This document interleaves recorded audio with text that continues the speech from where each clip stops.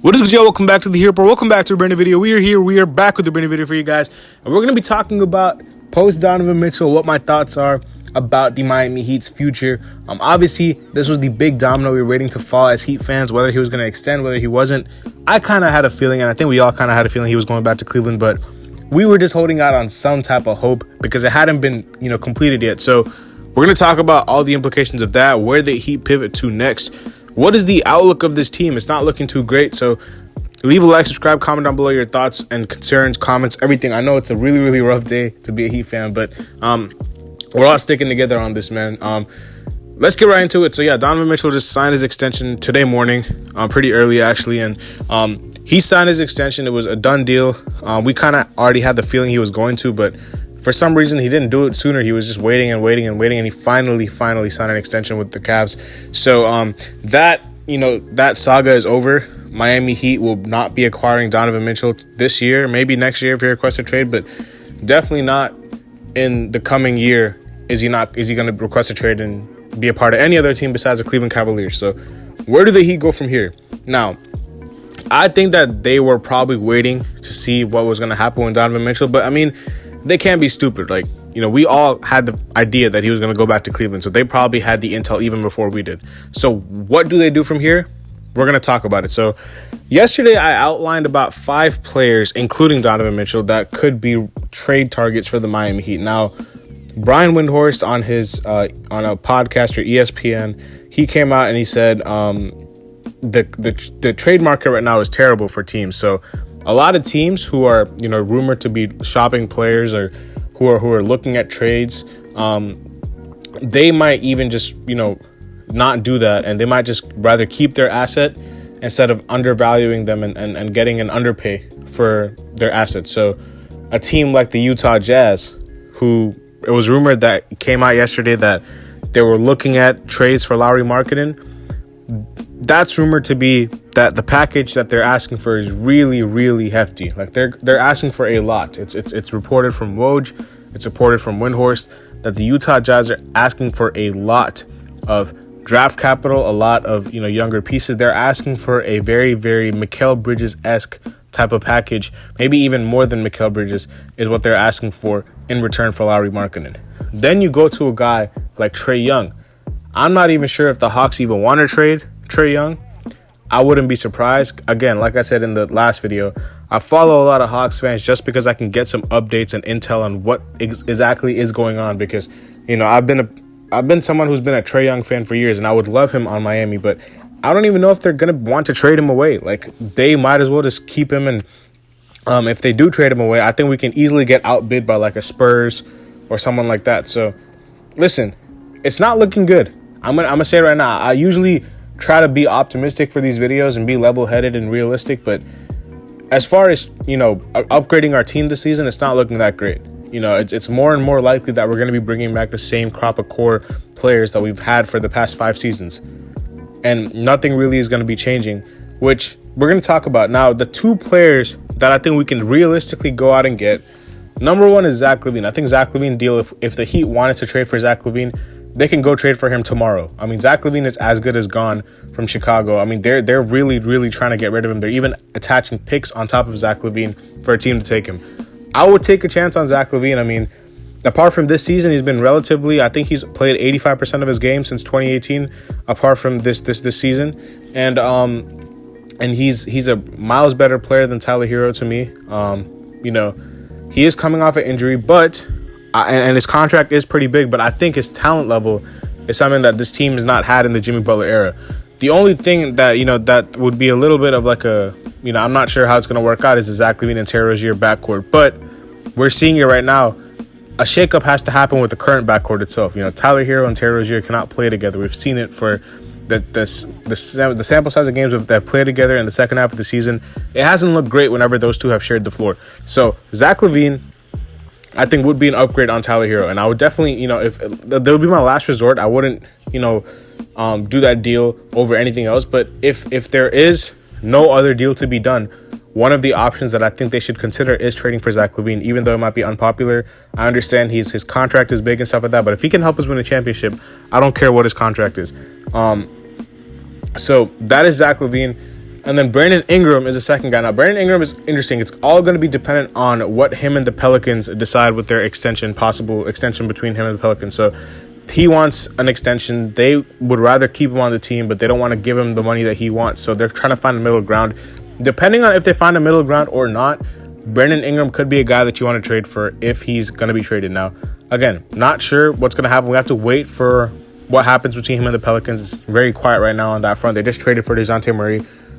It's been reported by Woj that they would like to keep BI, but again, we don't know. If BI is not satisfied with the money that they're offering him, they're probably going to trade him away before the season even starts. So he's kind of in the same position as Jimmy Butler is with the Heat. But I do think that Jimmy is more likely to stay on the team than BI.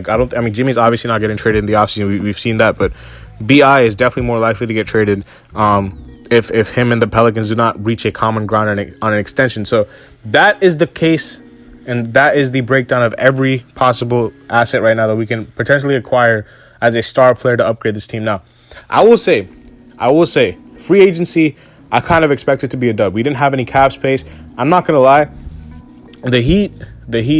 I think they've had good moments in this Jimmy build. They got Jimmy. That was a really good moment for them. But throughout this build, I think the contracts that they've handed out to players and the free agency signings and stuff like that have been atrocious, apart from 1 year, which was the year where we got Kyle Lowry and PJ Tucker and went to the Eastern Conference Finals. That was fine.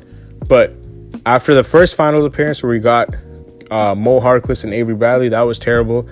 After that year, we got Kyle Lowry, PJ Tucker. After that, we didn't get anybody. I think we got Josh Richardson.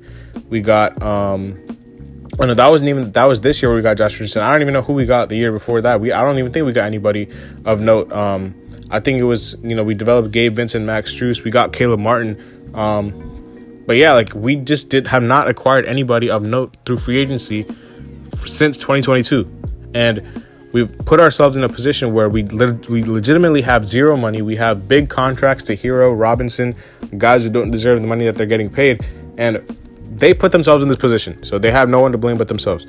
But that's something we already knew. We already knew that they didn't have the money. We can't really, whenever I see a player getting signed, it's like, oh, the Heat should have signed him. We just didn't have the money. The one player that I will say I would have liked to bring back was DeLon Wright, because his point of attack defense is something that this team has lacked throughout the years.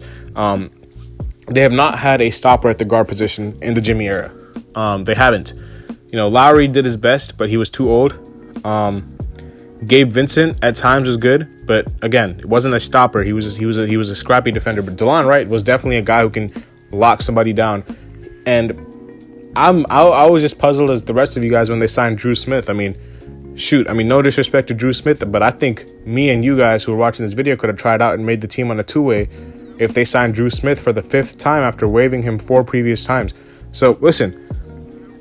That was a little bit of a head scratcher to me, and the fact that they let DeLon Wright go, or DeLon Wright didn't come back when he signed a 1 year, $3 million deal with the Bucks, I wasn't a fan of that.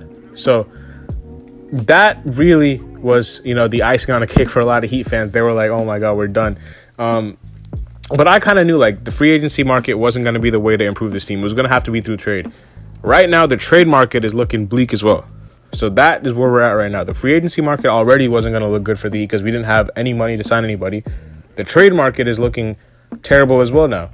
We add some optimism with guys getting traded, and maybe we can get ourselves in the bucket for a certain player. But players are increasingly getting lesser and lesser available.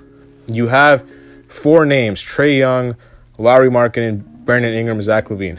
Out of the 4, I think there's a realistic chance that at least 3 of them could go back to the teams that they're on right now.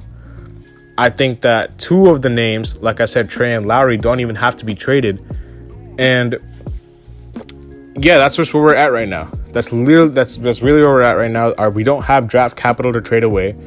We don't have any assets. Nobody really values Tyler Herro like we do as a team. I'm not saying the fans. I'm talking about the front office. The way that the front office values Tyler Herro, they value him about 10 times more than anybody else around the league values Tyler Herro. Nobody wants him. And don't even get me started on him, because the stuff he pulled on Twitter yesterday was ridiculous, man. Like, how are you gonna just go out liking stuff for no? Like, I don't understand. Like, I really want him to get traded. Nothing against him, but it's like, bro, like, for a player who, you know, again, I don't want to go into anybody, but this is a guy that has put himself in the conversation of Trae Young, Luka Doncic, talked about how he doesn't want to be a sixth man anymore, even though that's his best position for the team. You know, forced himself to be a starter, played terribly in the playoffs, and on top of that, he's liking stuff on Twitter, he's been posting cryptic stuff on his story and changing his bio, unfollowing, doing all this, you know, teenage stuff for years now. And it's like, bro, I'm getting tired of it. I'm not gonna lie. Like, I would just rather not have that distraction on my team. I don't know how you guys feel. That's what I feel. If we fail to get a star player through trade, I just think it's time to reset this whole thing, man. I'm gonna say it right now. You guys can clip this, do whatever you want with it. If we don't get a star, if we fail to get a star through trade, if we do not get an all-star caliber player and upgrade this team significantly through a trade, I'm over this build. I think it's time to move on from Jimmy. I think it's time to move on from Tyler. I think it's time to build around Bam. I think it's time to get Khalil Ware, Jovic, Jaquez, the young guys, get some draft capital, get younger, get some more cap space free. Just go to a younger direction. Now, the Heat will never do that, by the way. They will never, ever do that. They would rather run it back with the same core and get eliminated in the first round again than rebuild, which I don't understand, but I think it's because Pat Riley's old. He wants to compete, whatever. But it's not as big of a flex as they think it is, you know, for sure, to keep competing and losing in the play-in. Like, to scratch and claw with a depleted roster every year, you know, just to get bounced in the first or second round. You know, for some people, it may be like, oh, we overachieved or whatnot. You know, it's a good story. We developed some undrafted guys. Pat Riley's going to talk about that. But it's not a flex, man. This whole culture narrative. I mean, Heat culture was good when it was actually, when we were actually going in a good direction. After the 2023 season, we literally just went downhill. And we put culture on our court. We put culture on our jerseys. We were, you know, campaigning it around the league. Every other team in the East is getting better, and all we have to talk about is culture and vibes and the weather or whatever. And the Panthers, like, bro, nobody cares. The 76ers just got Paul George. The Cavs re-signed their guys, even though I think the Cavs are not even going to be on anything. The Bucks again, they re-signed their guys. The Pacers re-signed their guys. The Knicks got Mikal Bridges. The Celtics re-signed every one of their guys. If you look at the West, OKC made moves. Dallas made moves. Dallas didn't even have any cap space, and they went out and got Klay Thompson. They went out and got Najee Marshall. They didn't have picks. They didn't have cap space. They were in the exact same position as us. And we're about to lose Caleb Martin for nothing, or we could have traded him at the deadline. Same thing that happened with Vincent and Strus. Again, I'm not going to fault them for that too much because maybe they thought we had a chance last year at winning something. So, okay, let's just say they're absolved from blame from that. But right now, it's like you have to pick a direction. We're out here. We're going to try to run this back again, knowing that we have a cap on this team. If we as the fans know that this team has a ceiling on it, then what makes you guys think that the players don't know that? Do you think that the players don't know that they have a ceiling on this team right now? There's no way that they've seen the results of this team last year and they think that bringing the same team back is going to do anything different, as if staying healthy or whatever is going to be the big difference. It's going to help. But when every other team gets better in your conference or around the league and you stay the same, you're getting worse, no matter if you stay healthy or not. So at that point, if they don't acquire a star, if they don't upgrade their team significantly, just trade Jimmy. Just trade Jimmy, trade Herro, get younger, get some picks, and just set yourself up for the future. Don't worry about, you know, running it back and faulting in the plane every year. Like, listen, next year's draft is going to be absolutely stacked. If you want to get yourself into the sweepstakes of one of the bigger names in that draft, this is the time to do it. Now, they will never do this. This is just me suggesting it. They will never do this because they want to, they would rather, you know, lose in the first round every single year than tank or be in the lottery. And for them, they feel like that's a big flex. Oh, we've never been in the top 10 of the lottery. We've never done this. We've always competed. We've always fought. Like, that's stupid, bro.